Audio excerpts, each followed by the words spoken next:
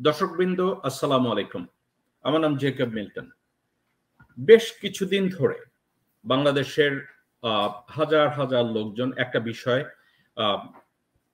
আমাকে কখনো কখনো অনলাইনে এবং কখনো কখনো ইন্টারনেটে, ফেসবুকে বা বিভিন্নভাবে আমাকে রিকোয়েস্ট করেছিল একটা বিষয়ের উপরে একটু আলোকপাত করার জন্য। সে বিষয়টা অত্যন্ত টাচি, তবে বাংলাদেশের বর্তমান প্রেক্ষাপটে বিষয়টি তেমন জরুরি না বিধায় আমি খুব একটা গুরুত্ব দেইনি, কিন্তু এটার উপরে আমি কাজ করেছি। বিষয়টা কি ছিল?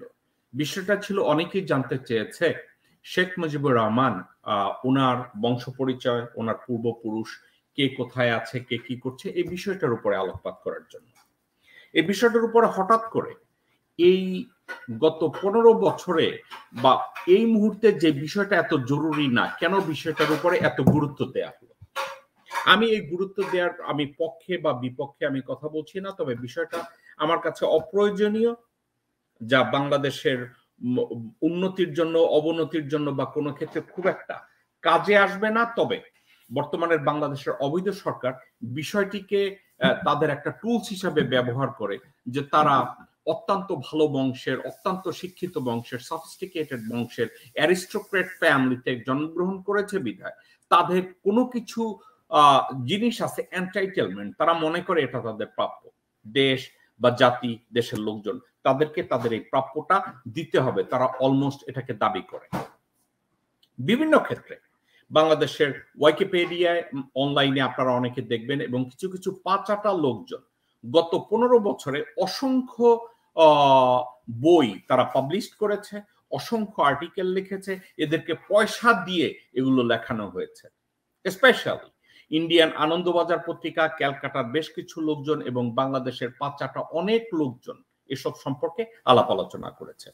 এবং শেষ দিকে, এবং একটা কথা এখন আর না বললেই না, আওয়ামী লীগ নমিনেশন পায় অথবা সিলেক্টেড এমপি যারা পার্লামেন্টে গিয়ে এখন এ কথা বলে যে এক একজনের আউলিয়ার নাম শেখ মুজিবুর রহমান।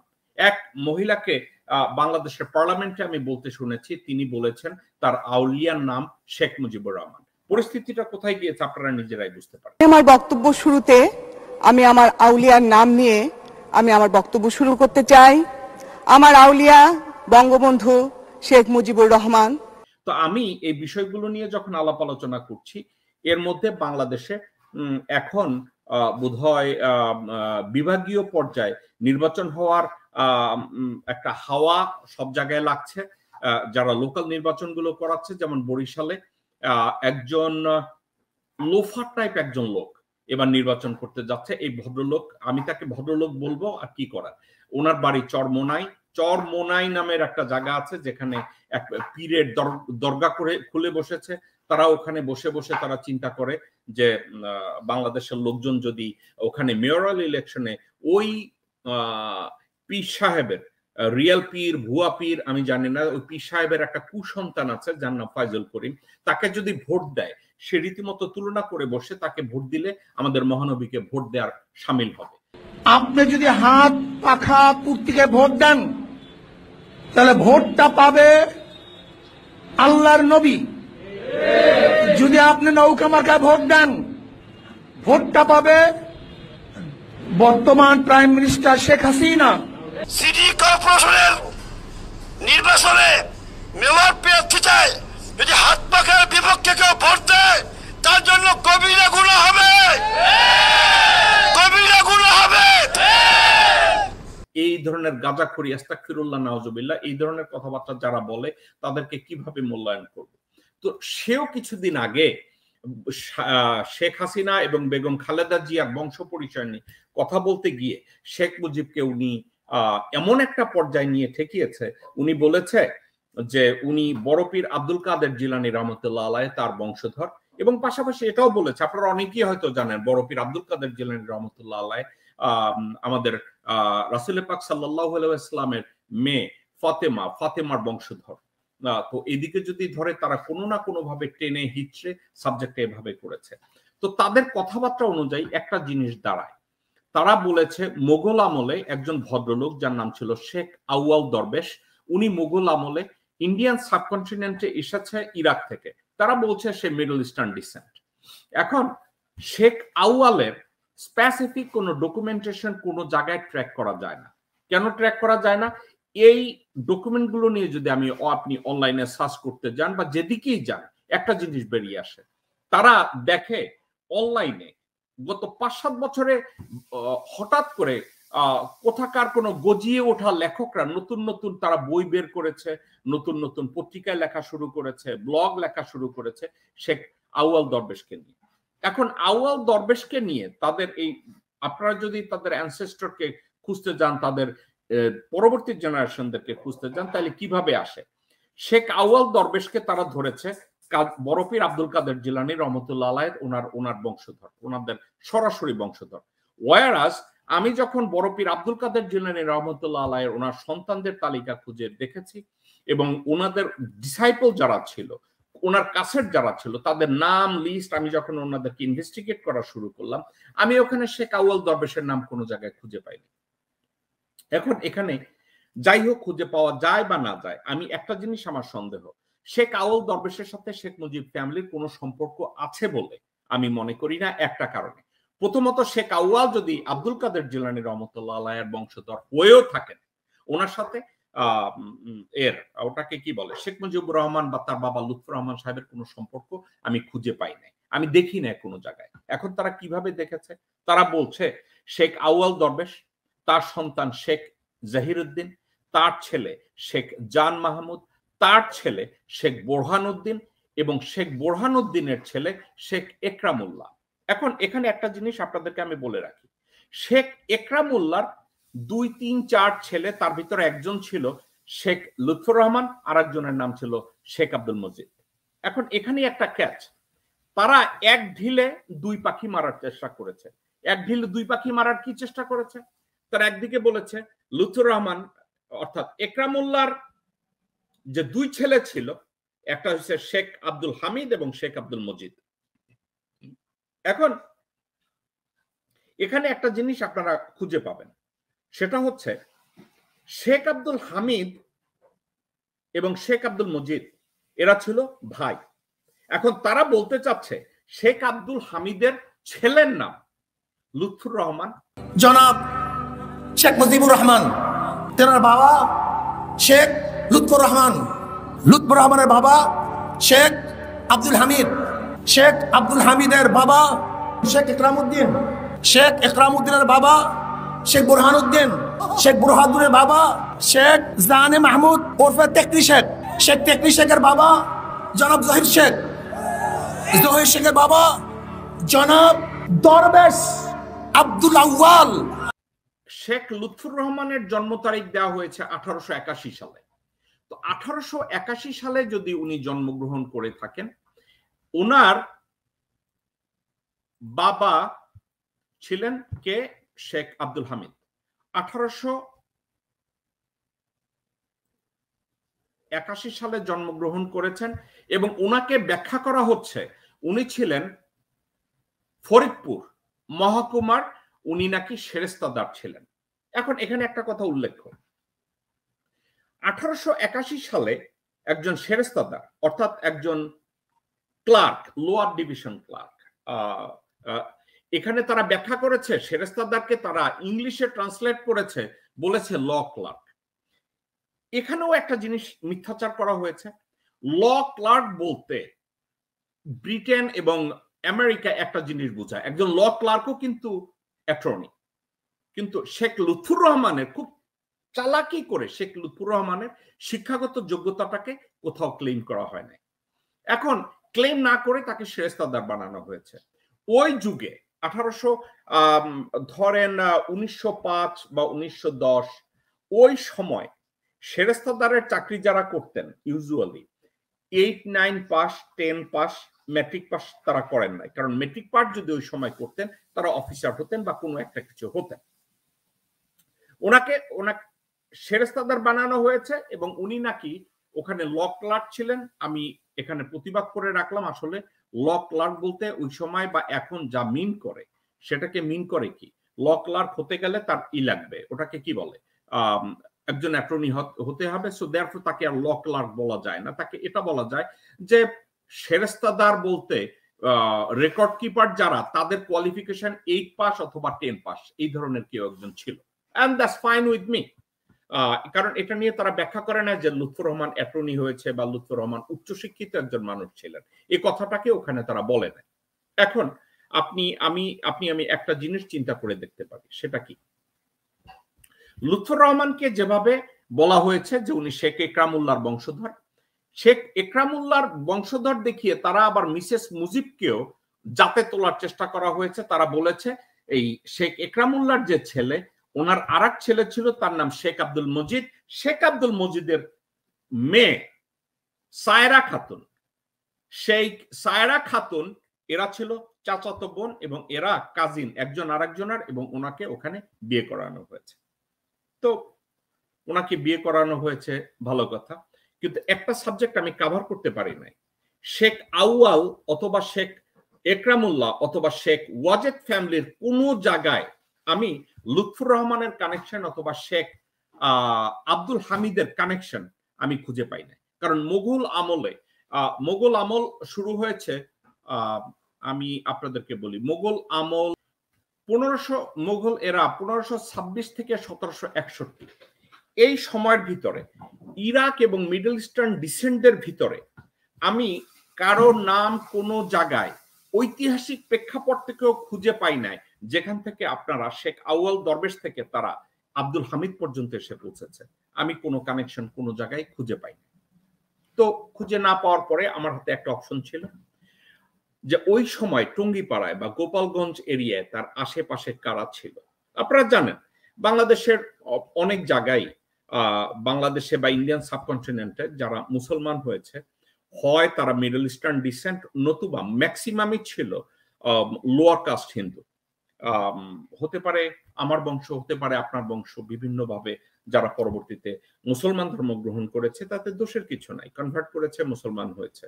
হয়তো আমার দাদার দাদা, তারপর দাদা হতে পারে কোনো একটা সময়, যেটার হিসাব আমার কাছে নাই। তার আমি বলতে পারবো না আমার দাদার দাদা বা পরদাদারা কোনো এক সময় ধর্ম প্রচার করতে মিডল ইস্ট থেকে ইন্ডিয়া এসেছিল, এর কোনো ব্যাখ্যা নাই।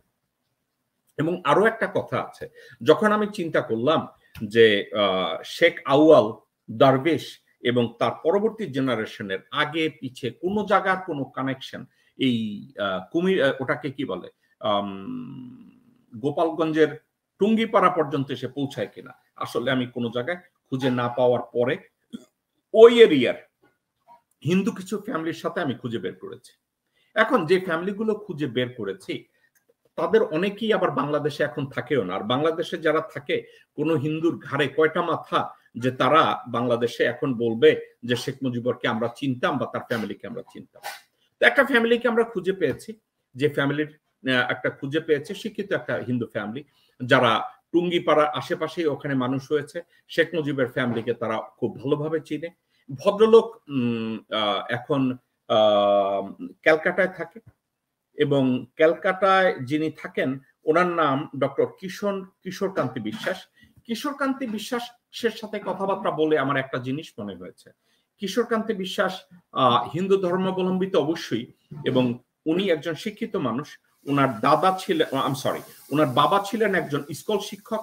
উনি বলেছেন ওনার দাদাও ছিলেন একজন স্কুল শিক্ষক, এবং ওনার বাবা দাদা ওনাদের রেফারেন্স দিয়ে ওনারা একটা কথা বলেছে, সেই কথাটা বলেছে এই, কিশোরকান্তি বিশ্বাসের সাথে যখন আমি কথা বলি উনি আমাকে বলেছিলেন যে শেখ মুজিবুর রহমান ওনাদের পূর্বপুরুষ ছিলেন নিম্ন বর্ণের হিন্দু, লোয়ার কাস্ট হিন্দু ছিলেন। এখন একটা সাবজেক্ট, আমি এই কিশোরকান্তি বিশ্বাস ওনার কথাটাকে আমি ওনার সাথে কথা বলার পরে আমি আরো কিছু ইনভেস্টিগেট করলাম, ওনার শিক্ষাগত যোগ্যতা, ওনার বয়স, ওনার বাবার বয়স কত ছিল, মায়ের বয়স কত ছিল, এবং ওনার দাদা ওনাদের ফ্যামিলি কোথায় ছিল। তো আমি যখন ওনার সাথে এই বিষয়গুলো নিয়ে কথা বলেছি, আমি এক পর্যায়ে ওনাকে জিজ্ঞাসা করেছি যে গোপালগঞ্জের আসলে কোন জায়গায়, টুঙ্গিপাড়া বা আশেপাশে কোন জায়গায় ওনার বাড়ি, এবং ওনার বাড়ির সম্পর্কে কিশোরকান্তি দাস আমাকে বল। গোপালগঞ্জ জেলা তখন ছিল ফরিদপুর জেলা, এখন গোপালগঞ্জ জেলা, আর তখন কাশিয়ানী থানা ছিল, এখন সেটা রামদিয়া থানা হয়েছে। গ্রামের নাম দেবাসুর। আর আপনার থেকে আপনার বাড়ির থেকে দূরত্ব আমাদের মুক্তিযুদ্ধের অন্যতম নেতা শেখ মুজিবুর রহমান সাহেব, ওনার টঙ্গিপাড়া এবং আপনার বাড়ি কত দূরে? 10 কিলোমিটারের ভিতরে। 10 কিলোমিটারের ভিতরে। এমনি আপনার কি ছোট সময়ের কথা এমন কোন স্মৃতি মনে পড়ে যে ওনার বাড়ি ঘর আপনি দেখেছেন, আশেপাশে গিয়েছেন, আশেপাশের লোকজনদেরকে আপনি চিনেন? হ্যাঁ, আমি ওনার বাড়ি ঘর গিয়েছি। যখন উনি ইলেকশনে দাঁড়িয়েছিলেন, হ্যাঁ, মানে 1970-তে, তখন আমি ছোট ছিলাম, কিন্তু আমার বাবার সঙ্গে গিয়েছিলাম, কারণ আমার বাবা মুজিবুরের খুব ভক্ত ছিলেন। আপনার বাবার কি নাম ছিল? উনি মারা গেছেন, কৃষ্ণপ্রসাদ বিশ্বাস, স্কুল টিচার ছিলেন উনি। ওকে, উনি ছিলেন স্কুল টিচার। উনি শেখ মুজিবুর রহমান সাহেবকে পছন্দ করতেন? হ্যাঁ, পছন্দ করতেন। মুজিবুর রহমান আমাদেরই নমশূদ্র সমাজের লোক, এবং তার জন্য উনি অনেক আমাকে বলেছেন, কি করে কেন উনি সেটা বলছেন, তার জন্য উনি সেগুলো আমাকে বলেছেন, উনি যেটা জানেন সেটা। মানে আপনি আমাকে একটা কথা বলেছেন, উনি নমশূদ্র সমাজের, এইটা নিয়ে কি একটু আপনি ইলাবোরেট করবেন?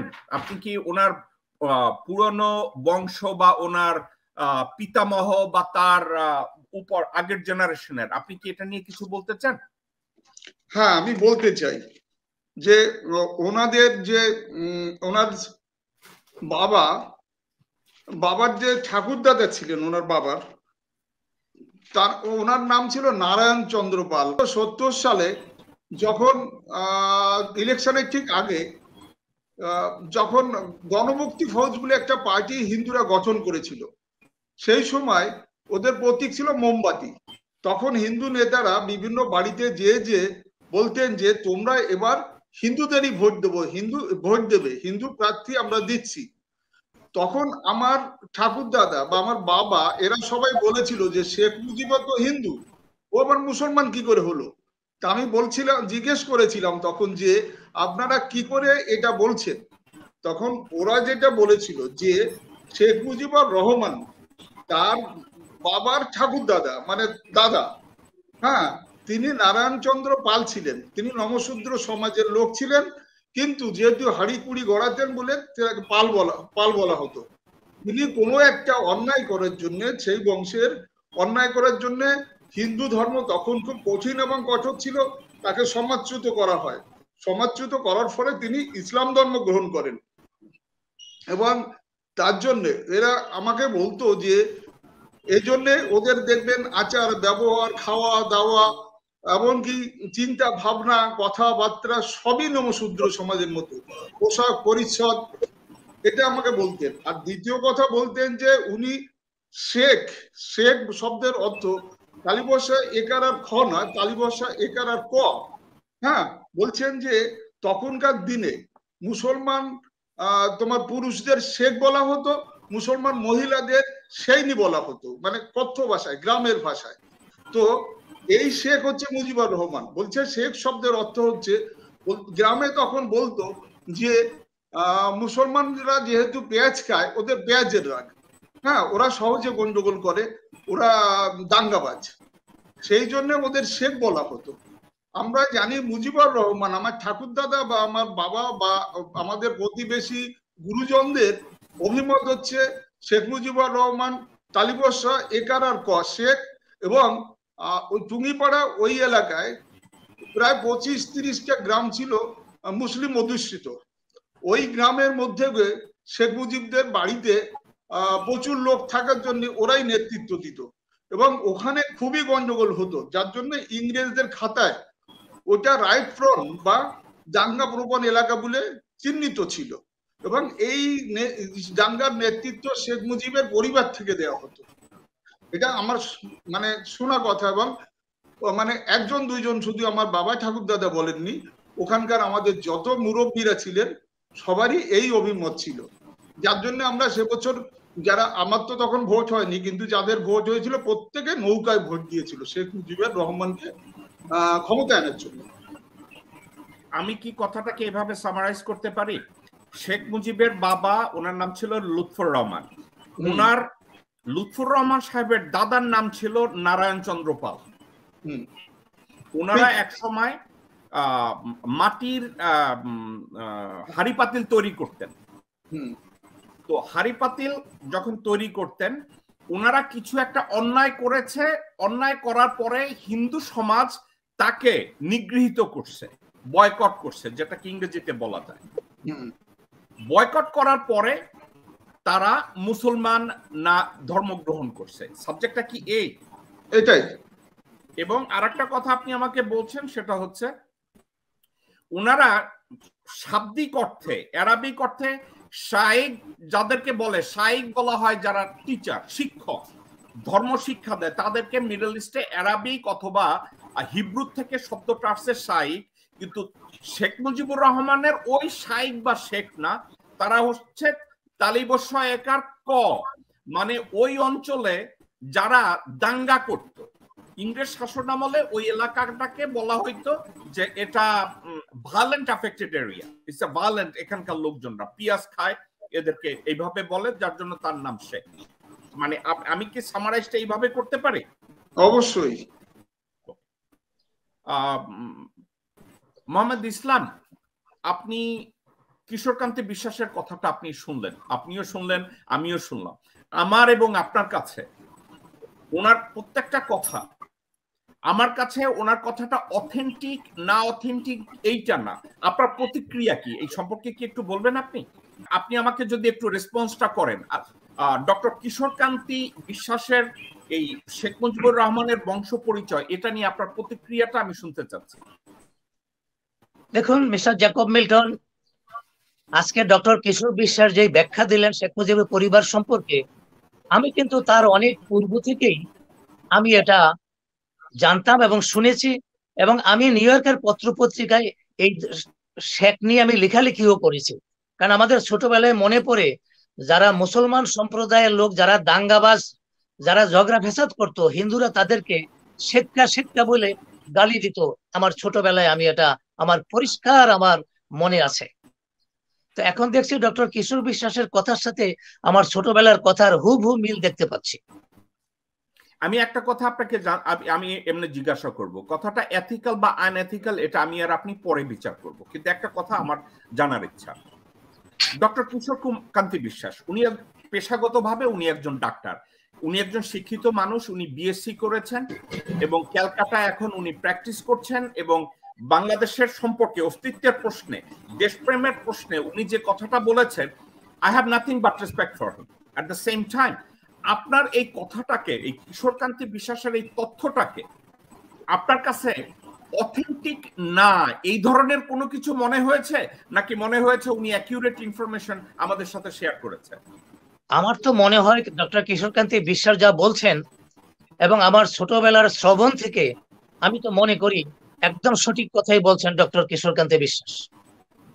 ডক্টর বিশ্বাস, আমি একটা কথা জানতে চাচ্ছি, আপনি ছোটবেলা থেকেই আপনি এই শেখ মুজিবের বংশ পরিচয়টা জানেন, আপনি কি এই সাবজেক্টটা নিয়ে কখনো কোথাও লেখালেখি করেছেন, লোকজনকে বলেছেন যে এরা তো আসলে কিশোরকান্তি, মানে শেখ মুজিব তো আসলে নমশূদ্র এবং লুৎফর রহমানের দাদার নাম নারায়ণ চন্দ্র পাল, এই সাবজেক্টটা নিয়ে কারোর সাথে কোথায় মিডিয়া বা কোনো জায়গায় আপনি কি কোথাও আলাপ আলোচনা করেছেন? না, আমি মিডিয়ায় কখনো বলিনি, কিন্তু আমার একটা বই আছে, শেখ মুজিব বাংলাদেশ চাননি।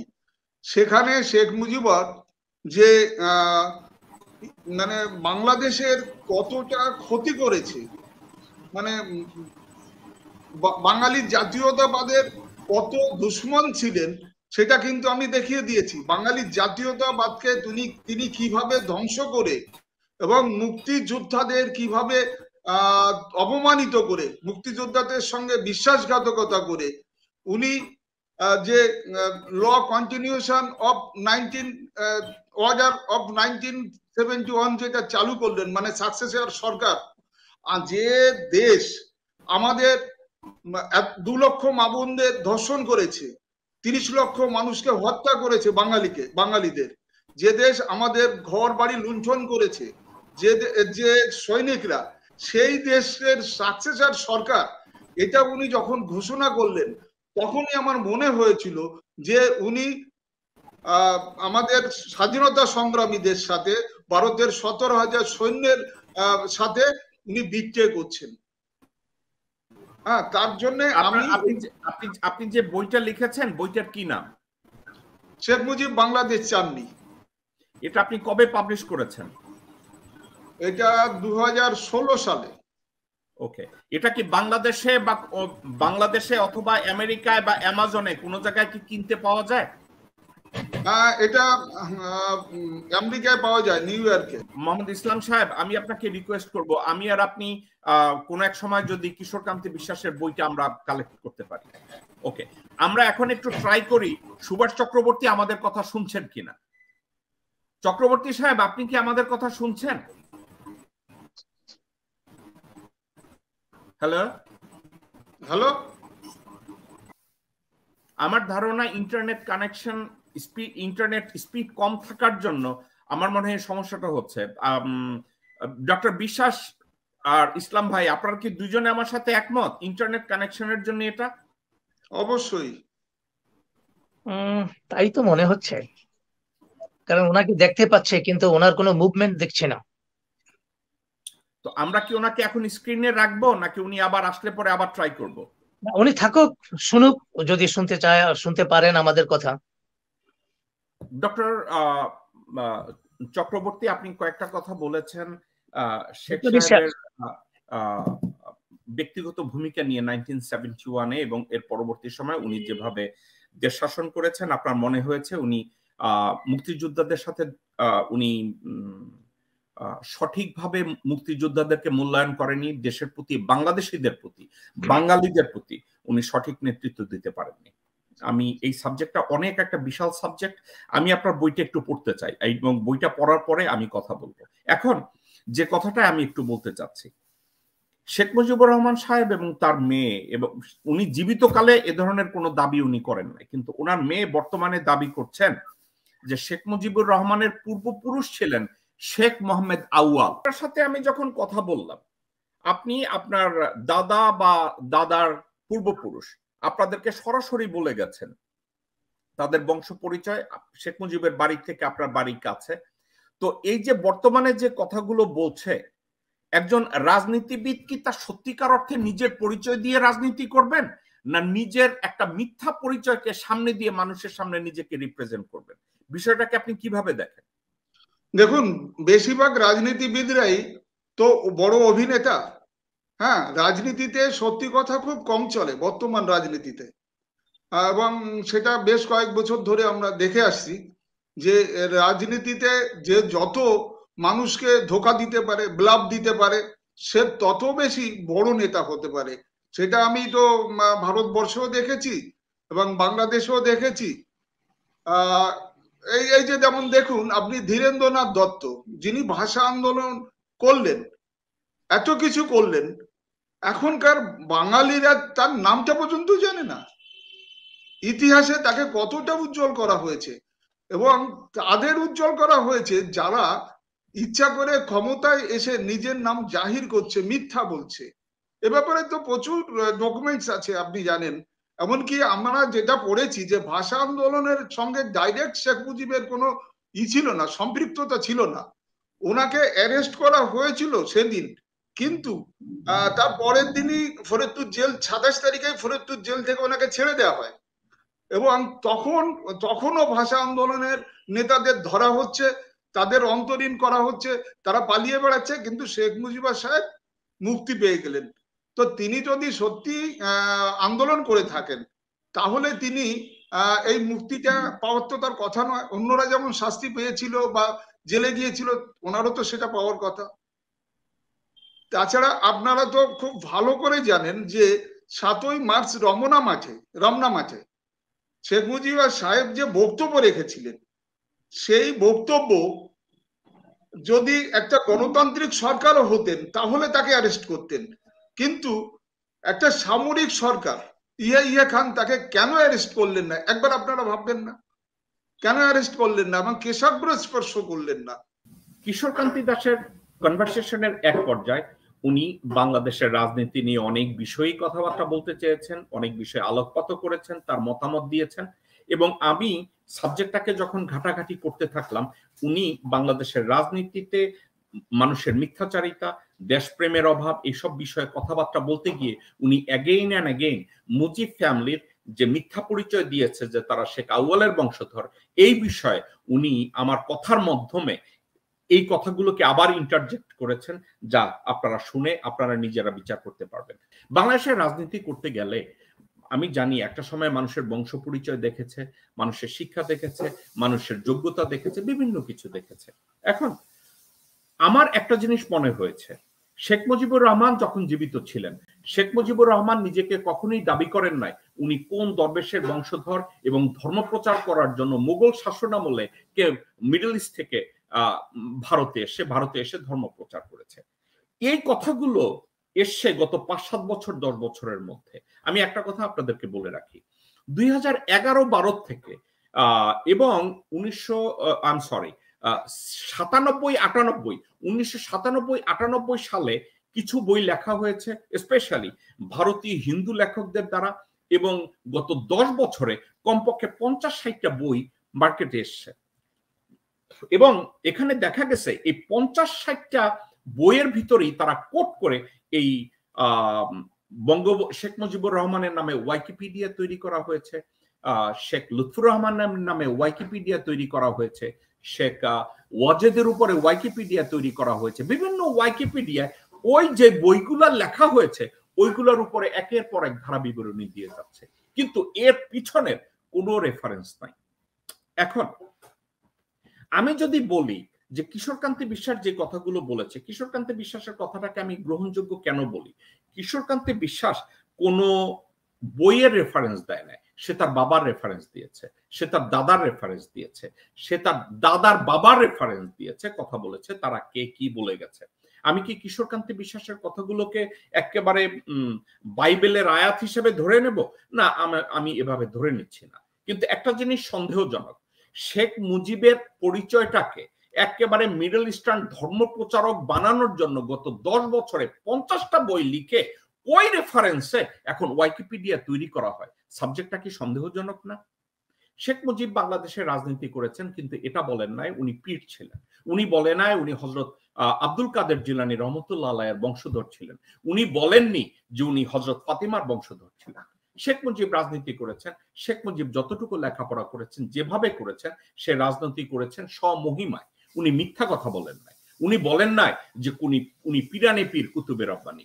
কিন্তু এই সময় যখন উনি জীবিত নেই, যাও নিজের জীবদ্দশায় যিনি যে দাবিগুলো কখনোই করে যাননি, এই কথাগুলোকে এখন কেন পুঁজি করে হাসিনা শেখ এবং তার বকরা ছেলেপানরা এই পরিচয়টাকে হাইলাইট করার চেষ্টা করছে?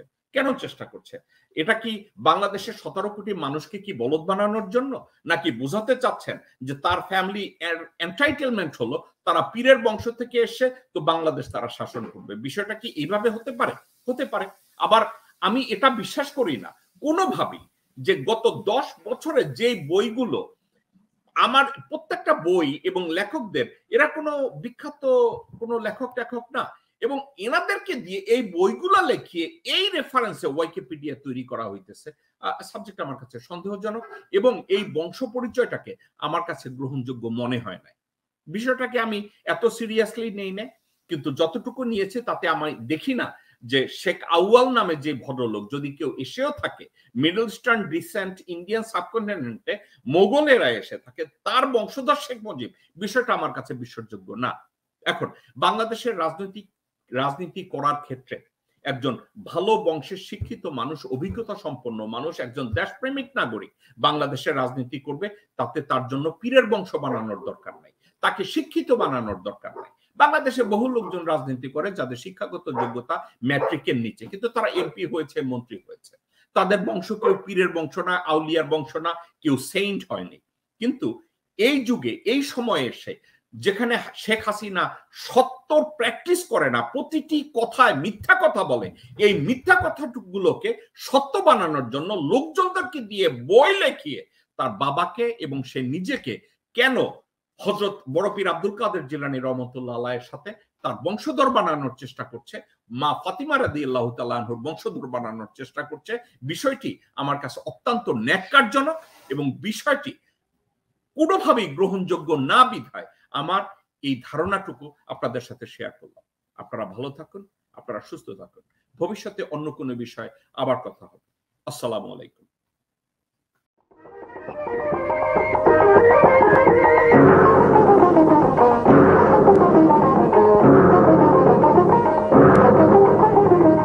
কারা রইল বোকাপাট, কারা রইল বোকাপাট, ভেঙে ফেল কর রেলপাট, রক্ত জামার শিকল পুজোর ভাষণ বেদি। ওরে ও তরুণ নিশান, ওরে ও তরুণ নিশান, বাজে তোর গলায় বিশাল ধ্বংস নিশান, প্রাচীর প্রাচীর ভেদি। কারা রইল বোকাপাট।